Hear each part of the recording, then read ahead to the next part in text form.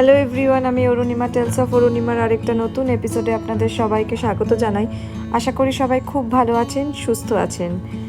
Montreal পৌঁছে already আমি আপনাদেরকে এয়ারবিএনবি আমরা যেখানটায় উঠেছি সেই বাড়িটা কিন্তু দেখিয়ে দিয়েছি। আর এটাও বলেছি যে সকালবেলা থেকেই বেশ আকাশ কালো করে রয়েছে, তো বৃষ্টি পড়ছে। তা আমরা রেডি হয়ে, তার মধ্যে আবার আমরা সবাই শাড়ি পরেছি, মানে আমি আর আমার আরেকটা বন্ধু শাড়ি পরেছি, তো দুজন আরেকজন শাড়ি পরেনি, মানে শাইনি শাড়ি পরতে আর রাজি হয়নি, বৃষ্টি পড়ছিল বলে। তো এবার আমরা এখন রওনা দিয়ে দিয়েছি, বৃষ্টি পড়ছে, তাও বেড়াতে এসে কি আর ঘরে বসে থাকা যায়। তো এখন আমরা যাচ্ছি একটা চার্চে। তো আর এই রাস্তাটা দেখুন, এই যে এই ব্রিজটা দেখে পুরো আমাদের হাওড়া ব্রিজের মতো লাগছিল। হাওড়া নয়, হুগলি ব্রিজের মতো।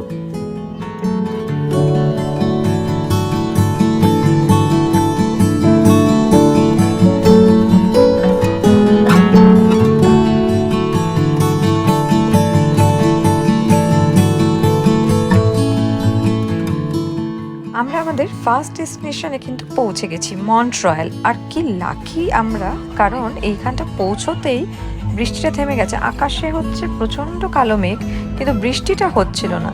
এখন এই গাড়ি পার্কিংয়ের জন্য আমরা চেষ্টা করছি যে পার্ক করে আমরা এবার ভেতরে যাব। আর এই মন্ট্রয়েল দেখুন, এই জায়গাটা দেখে তো আমার পুরো সেই ভিক্টোরিয়া মেমোরিয়ালের মতো লাগছিল। সেই মনে হচ্ছিল মাথায় বেশ পরি রয়েছে, কিন্তু বিষয়টা সেটা নয়। কিন্তু তাও ডিজাইনটা দেখে আমার কিন্তু ভিক্টোরিয়ার সাথে মিল লাগছিল। আপনারা কার কার আপনাদের এরকম ভিক্টোরিয়ার সাথে মিল লাগলো সেটা কিন্তু অবশ্যই আমাকে কমেন্ট করে জানাবেন।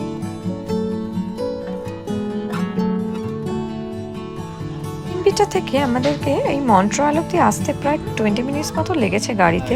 এর মধ্যে আদের আবার ঘুমিয়ে পড়েছিল, সেই কারণে এখন সবে ঘুমটা ভেঙে একদম কোলেই শুয়ে রয়েছে। দেখুন, মানে ঘুমটা এখনো কাটেইনি। ওই যে সিঁড়িগুলো দেখছেন, আমাদের ওই সিঁড়ি দিয়ে ওপরে উঠতে হবে। ওপর থেকে কিন্তু চারদিকে জায়গাটা আর কি আমরা দেখতে পাবো। নিশ্চয়ই সেটা খুব সুন্দরই লাগবে, মানে কারণ এখানে ভিউ পয়েন্ট রয়েছে অ্যাকচুয়ালি ওপর থেকে, মানে আপনি চারদিকটা দেখতে পাবেন। তো এখন আমরা সোজা ওপরে যাওয়ার জন্য, সিঁড়ি ধরার জন্য, মানে উপরে মানে একদম ওপরে নয়, তো আমরা মন্ট্রয়েলের ভেতরে যাব বলে আমরা এখন রওনা দিলাম। এখন অনেকগুলো সিঁড়ি ভেঙে আমাদের উপরে যেতে হবে, তো চলুন যাওয়া যাক। এবারে আস্তে আস্তে আদিরার ঘুমটা কেটে গেছে। আমাদের সব থেকে ক্ষুদে সদস্য, সে কিন্তু সিঁড়ি দিয়ে নিজেই ওঠা শুরু করে দিয়েছে, মানে ওকে কিন্তু কোলে নিয়ে এখানে উঠতে হয়নি, ও সিঁড়ি ভেঙে আমাদের সাথেই ওপরে উঠেছে।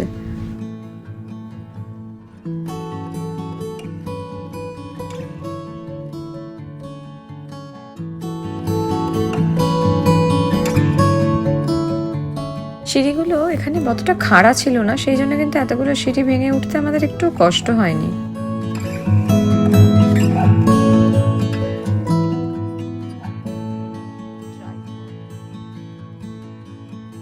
কিছুটা করে ওঠার পরে ভিউ পয়েন্ট রয়েছে, এই যেমন এখানটা ওঠার পর একটা ভিউ পয়েন্ট রয়েছে, আবার কিছুটা ওঠার পর আরেকটু ভিউ পয়েন্ট রয়েছে, আর তারপরে একদম আমরা চার্চের ভেতরে যেতে পারবো। আর এই ভিউ পয়েন্টটা দেখুন, এখানটা বেশ সবাই এখানে দাঁড়িয়ে ছবি তুলছে। আর একজন তো ছুটতে এসে আমাকে দেখেই ঝাপটে ধরলো।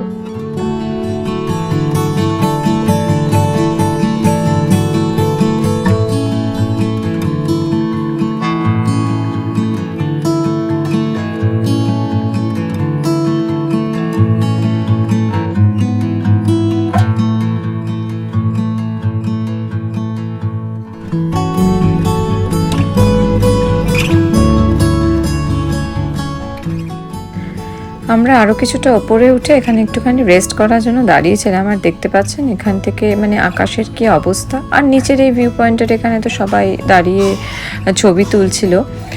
আর উপরে আকাশের অবস্থা ভীষণই খারাপ, পুরো একদম ঘন কালো মেঘ, কিন্তু একটাই কপাল ভালো, যেটা আগেই বললাম, যে বৃষ্টিটা পড়ছিল না। তো আমরা যত তাড়াতাড়ি সম্ভব এখন ওপরে উঠে যাওয়ার চেষ্টা করবো, কারণ চার্চের ভেতরে ঢুকে যাওয়ার পর বৃষ্টি শুরু হলে আর অসুবিধা নেই। না না, আমি তুলে নিচ্ছি। বৃষ্টি শুরু হয়ে গেছে।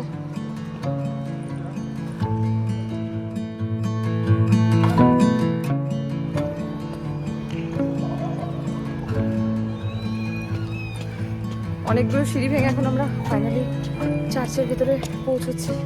মাঝে ছবি তোলার পর এত খারাপ ওয়েদারের অবস্থা, মানে এই বৃষ্টি জাস্ট আমরা গাড়ি থেকে নেমেছি তখন থেমেছে, আবার আর কি বৃষ্টি হবে। মা ভয়ঙ্কর। ঢোকো।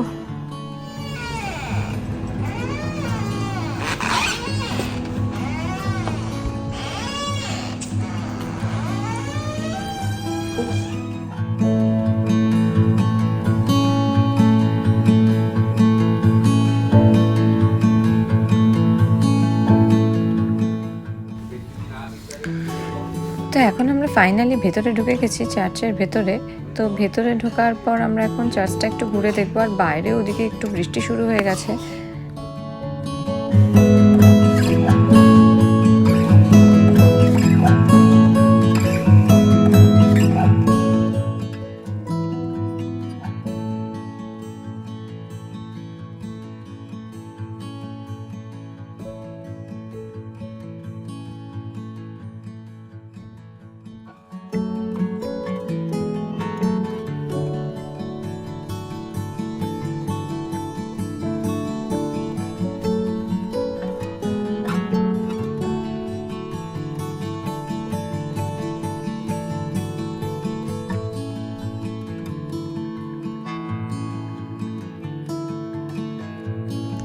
আমরা চার্চের ভেতরেও আমাদের কিছু ছবি তুলে আর যীশুখ্রিস্টের ছবি তুলে নিলাম, আর ভেতরের কারুকার্যগুলোও দেখছিলাম। কারুকার্যগুলো কিন্তু বেশ সুন্দর। তা চার্চ ঘুরে আমরা এবারে নিচে নেমে আসবো। আসলে নিচে লিফটে করেও নামা যাবে, মানে লিফট আছে, আর এছাড়া এসকালেটারও রয়েছে। তো আমরা এসকালেটার করে নামতেই নিচে হচ্ছে একদম স্টোর ছিল, মানে ওখান থেকে আপনি সুভেনিয়ার কিনতে পারেন। তো আমরা সেই স্টোরটাই একটুখানি ঘুরছিলাম, ঘুরে দেখছিলাম যে ওখান থেকে কিছু কেনা যায় কিনা।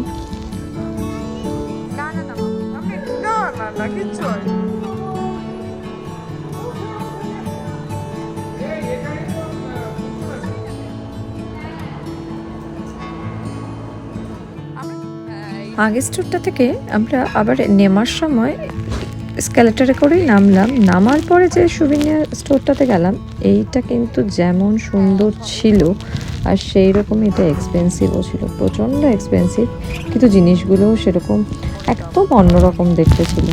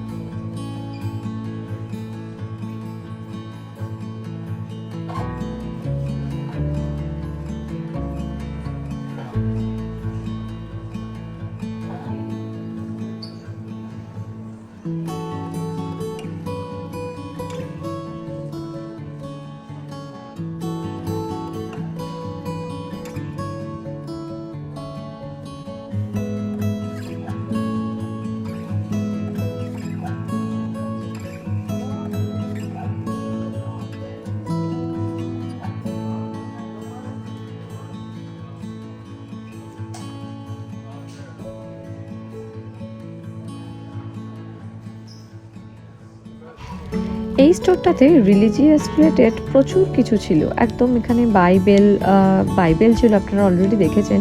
এছাড়া যীশুখ্রিস্টের প্রচুর ছবি ছিল, আর সে যীশুখ্রিস্টর অনেক বই রয়েছে। তো এখানে পুরোটাই রিলিজিয়াস রিলেটেড।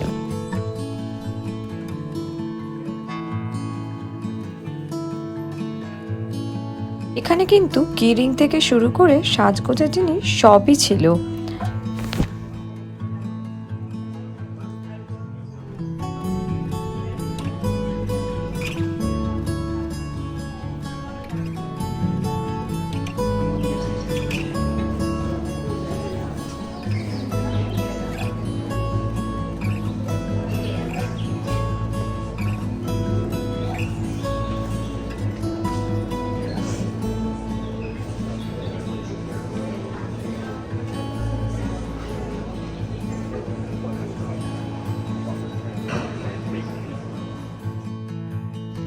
এই দোকানটা মোটামুটি বেশ ভালোভাবে ঘুরে এবার আমরা বেরিয়ে পড়লাম। এবার বেরিয়ে আমরা স্টার্ট করে দিলাম নেক্সট ডেস্টিনেশনের উদ্দেশ্যে। নেক্সট আমরা যাব হচ্ছে মন্ট্রিয়ালেরই একটা মানে একদম মেইন অ্যাট্রাকশন বলতে পারেন, সেটা হচ্ছে লা গ্রান্ড রুট মন্ট্রিয়াল, মানে ফেরিস হুইল ইন মন্ট্রিয়াল। তো ওই সেই ছোটোবেলা যেরকম নাগরদোলা হয় না, সেই রকমই ওটাতে করে পুরো সিটি ট্যুরের জন্য আর কি, মানে পুরো সিটিটা আপনি ওপর থেকে দেখতে পাবেন। এটা আগেরবার যখন আমরা মন্ট্রিয়ালে বেড়াতে এসেছিলাম তখনও আমরা এটাতে চড়েছিলাম, তো আবার এখন এইবারও আমরা যাচ্ছি ওই জায়গাটাতেই। তো চলুন যাওয়া যাক। তবে ওখানে যাওয়ার আগে আমরা এখন অ্যাকচুয়ালি যাব হচ্ছে লাঞ্চটা করতে, কারণ বেলা অনেকটাই হয়ে গেছে। তো আমরা আগে লাঞ্চটা সেরে নিয়ে তারপর আমরা ঘুরবো আবার। তো এখন গাড়িটা একটা জায়গায় পার্ক করে আমরা এই ডাউনটাউনটাই হেঁটে ঘুরবো মানে এখানে আগে আমরা খাবো, তারপরে চলে যাব লা গ্রান্ড রুট মন্ট্রিয়াল, আর তারপরে এই ডাউনটাউনটা হেঁটে দেখবো।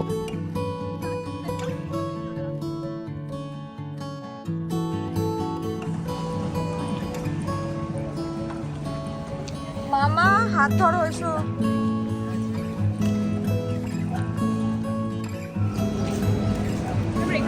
হ্যাঁ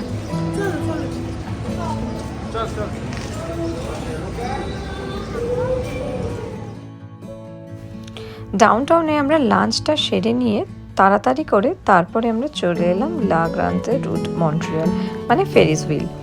তো এইখানে যখন আমরা এসেছি তখন কিন্তু আবার আকাশে অদ্ভুতভাবে একটু রোদের দেখা পাওয়া গেছে, যদিও এই মানে সারাদিনই অল্প বিস্তর বৃষ্টি মেঘ এইভাবেই চলেছে, কিন্তু বিকেলের দিকটাতে একটু রোদ ওঠাতে মনটাও বেশ ভালোই লাগলো।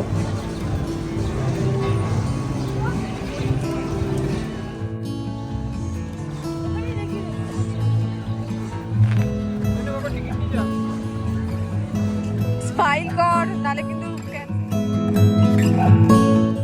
আমাদের সবারই যেহেতু আগে এটা চড়া রয়েছে সেই জন্য আমরা সবাই চড়িনি, শুধু রূপলেখার চড়া ছিল না, তো সেই জন্য ও আর আদিরার খুব বায়না থাকার জন্য, আদিরার টিকিট যদিও ফ্রি, তো আদিরার সাথে জন্য তো আমরা তিনজনই জাস্ট চড়েছিলাম এটা, কারণ এগুলো ভীষণই এক্সপেন্সিভ এখানে, প্রায় $40, মানে ভারতীয় টাকা কারেন্সিতে বলতে পারেন 2400 টাকা। তো বারবার এলেই একই জিনিসে এটা আর কি খুবই এক্সপেন্সিভ, তো সেই জন্য আমরা চড়িনি, বাকিরা আর কেউ চড়েনি। আর মেয়ের বায়না হলে যা হয়, তো আমি সাথে চড়েছি, আমি আমার বন্ধু রূপলেখা আর মেয়ে।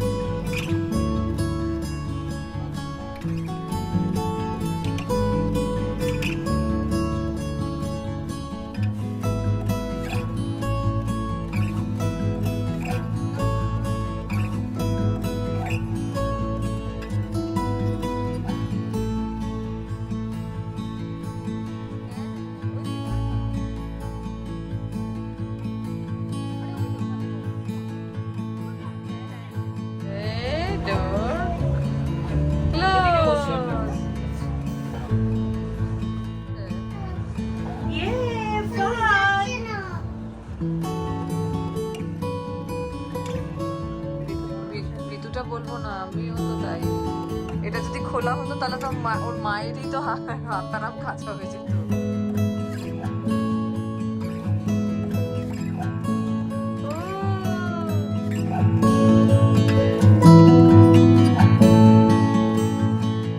ওপর থেকে কিন্তু চারিদিকে শহরটা ভীষণ সুন্দর লাগে দেখতে, মানে এত উঁচু থেকে পুরো মন্ট্রিয়ালের এই ডাউনটাউনটা দেখা যায়, ওল্ড পোর্ট, এই জায়গাটা এত সুন্দর লাগে দেখতে।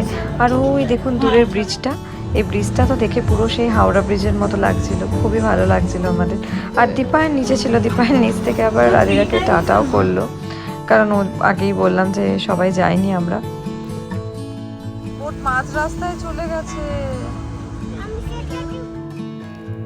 ওখান থেকে বেরিয়ে আমরা একটুখানি এই ডাউনটাউনটা, মন্ট্রিয়াল ডাউনটাউনটাই আমরা একটু ঘুরে দেখছিলাম, কিন্তু দেখতেই পাচ্ছেন সবার আমরা ছাতা খোলা, কারণ বৃষ্টি শুরু হয়ে গেছিলো, ঝিরঝির করে বৃষ্টি পড়ছিল, তাই বেশিক্ষণ আর ঘোরা কন্টিনিউ করতে পারিনি। আর আমরা তাড়াতাড়ি আমাদের এয়ারবিএনবিতে আবার ফেরত চলে গেছিলাম।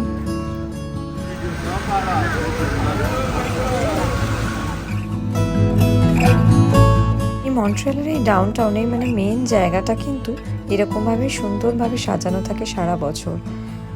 আর সন্ধেবেলার আলোগুলো জ্বলে উঠতে, স্ট্রিট লাইটগুলো জ্বলতে কি সুন্দর লাগছিল ডাউনটাউনটা দেখতে।